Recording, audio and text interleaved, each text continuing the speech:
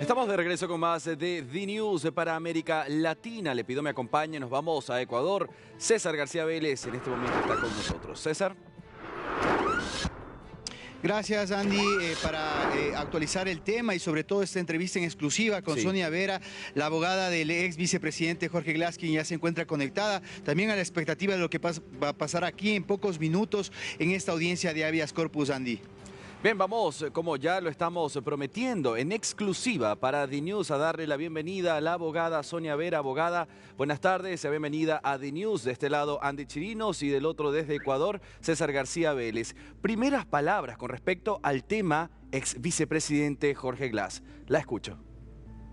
Bueno, muchísimas gracias por la invitación. Bueno, mis primeras palabras es que, al igual que todos, estamos esperando los resultados de la audiencia de habeas corpus. Yo no tengo ninguna esperanza. Déjenme decirle, ningún juez se va a arriesgar de que lo destituyan, que lo metan preso, que le allanen en su casa, porque ese es el futuro que han tenido todos los jueces que han sentenciado a favor de Jorge Glass.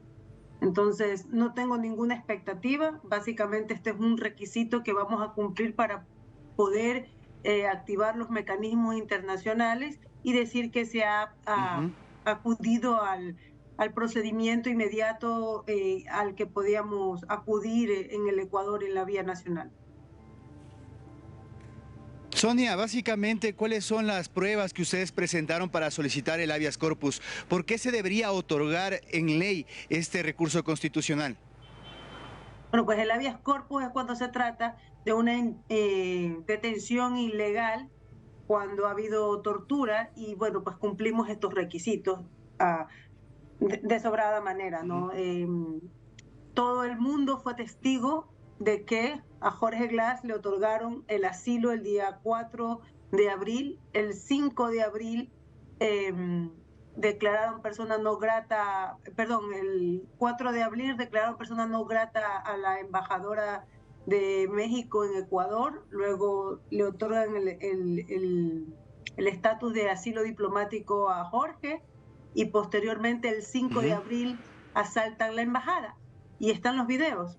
No, es un hecho público y notorio, ¿no? Para nadie es secreto de que ese día irrumpieron a la soberanía mexicana, un estado amigo, y secuestraron a un asilado político.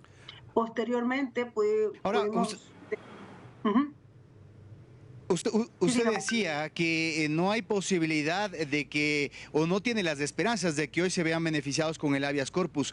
¿Qué van a hacer de aquí en adelante o qué otros recursos le quedan cuando también conocemos que hay un requerimiento de Alemania? ¿Cuál es la situación de nacionalidad de Jorge Glass y por qué Alemania también tendría un protagonismo en este momento acá?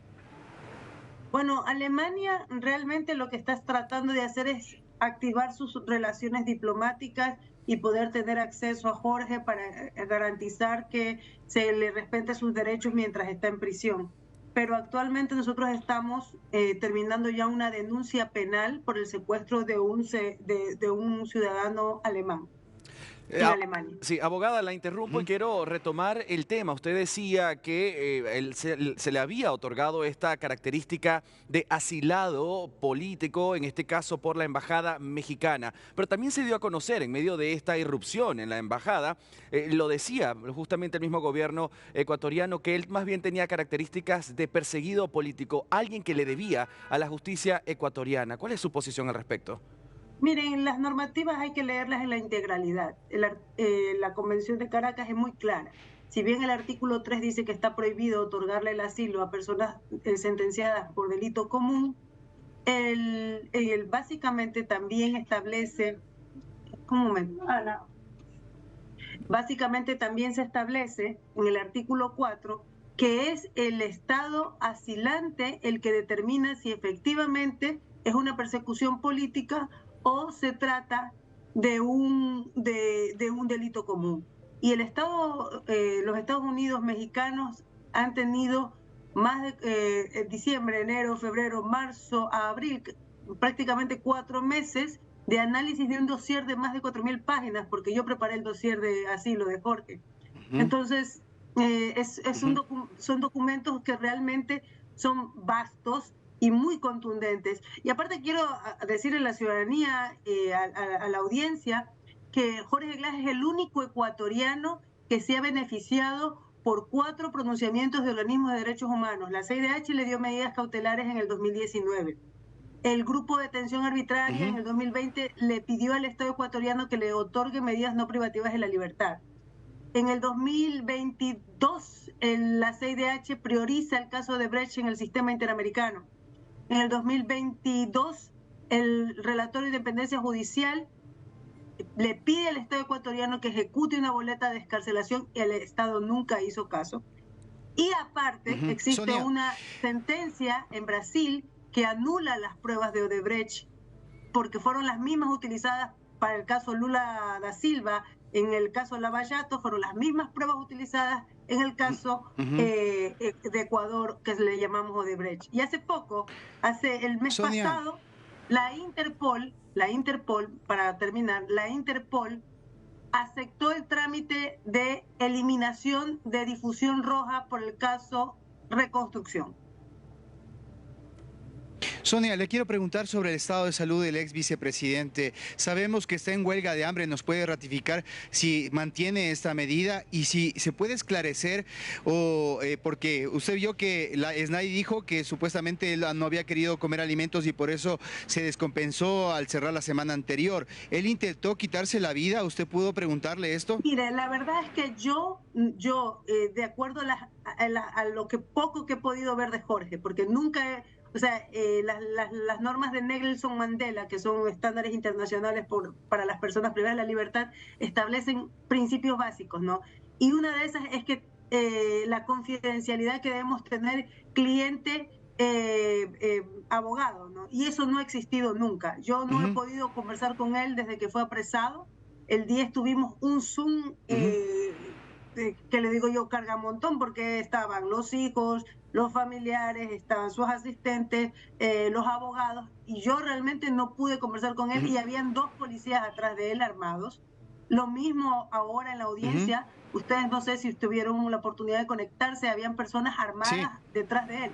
Yo no sé si está siendo coaccionado, yo no sé si es que efectivamente le están diciendo que diga que fue un intento de suicidio o realmente lo envenenaron. Realmente no lo sé, porque las circunstancias en las que él fue detenido y fue torturado, porque eso es lo que él comentó, que fue torturado, no dan ninguna credibilidad al accionar del Estado. Entonces él es un preso y ahora es un preso político, es un secuestrado, y efectivamente está en una huelga de hambre y no creo que vaya a durar mucho porque está muy débil. Cuando irrumpieron en la embajada mexicana, le patearon.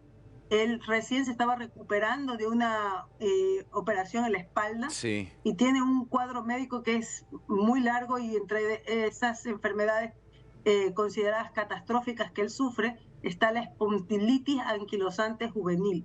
Es un tipo de distrofia de los huesos. Abogada. Entonces, el trato que le han dado no tiene perdón de Dios, podríamos decirlo, y el caos internacional que esto ha ocasionado nos está permitiendo comunicarle al mundo que si Ecuador se atrevió a hacer esto, o sea, sin una ápice de vergüenza a nivel internacional, violentando el Tratado de Caracas, la Convención de Viena, los pactos de San José y de derechos civiles y políticos, la Carta Universal de Derechos Humanos. Si eso se atrevieron a hacer a nivel internacional, imagínense lo que nosotros hemos tenido que padecer a nivel interno durante estos 7 años. Claro. Abogada, le preguntó en este momento, usted decía, no guardamos esperanza con esto, ningún juez va a tomarse la valentía de hacer tal vez lo que corresponde, es decir, no hay esperanza ahora. ¿Guardan ustedes esperanza en algún organismo internacional? Esto que tiene que ver con los derechos humanos, no solamente lo que fue la irrupción física, estructura a la embajada, sino también la manera en la que allí afectaron los derechos humanos de Jorge Glass. ¿Esperan ustedes en algún organismo internacional? Miren, la verdad es que yo sé que tenemos razón y que vamos a obtener la justicia internacional. El problema es que tarda mucho. y yo dudo que Jorge aguante. Yo creo que Jorge o lo suicidan o va a terminar falleciendo por la huelga de hambre que está levantando.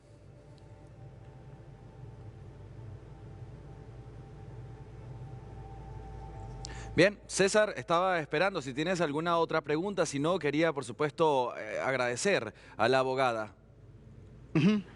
Sí, gracias de parte mía, Sonia. Muy importante lo que usted está diciendo para conocer de primera mano el contacto que haya tenido con Jorge Glass. Acá yo me quedo, Andy, a la expectativa de lo que van a decir en pocos minutos y estar comentando contigo si finalmente se le otorga o no al ex vicepresidente este habeas corpus. Me despido desde acá, nos vemos más adelante. Gracias, Sonia.